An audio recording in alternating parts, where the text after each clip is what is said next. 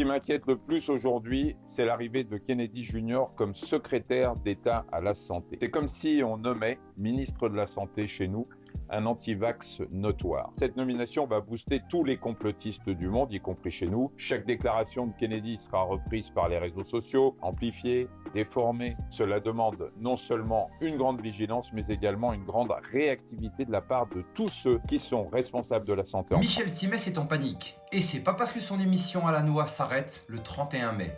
Non, c'est parce qu'un anti-vax complotiste, un dangereux personnage, vient d'être nommé secrétaire à la santé des Américains et il promet d'enquêter sur Big Pharma. Et là, c'est la panique.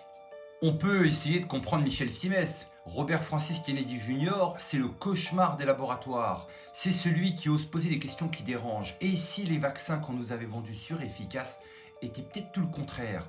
Il annonce sans détour que rien ne sera tabou. Il veut enquêter sur le calendrier vaccinal, sur le glyphosate, les pesticides, les microplastiques, le fluor dans l'eau potable et même ce qui est pulvérisé à travers les avions. En bref, c'est tout ce que Michel Simès et ses copains nous ont vendu comme des théories du complot. Et là, le VRP de Big Pharma, monsieur les non-vaccinés devraient se regarder dans une glace en pensant qu'ils vont tuer des gens, est en panique. Parce que si Robert Francis Kennedy Jr. vient à mettre à jour ce que beaucoup de personnes soupçonnent, c'est tout leur business qui s'effondre. Et à la fin, il faut rendre des comptes. Si j'étais lui, je réserverais un billet direct pour l'Antarctique ou la forêt amazonienne. Même si, à mon avis, il n'y a clairement pas de solution pour lui.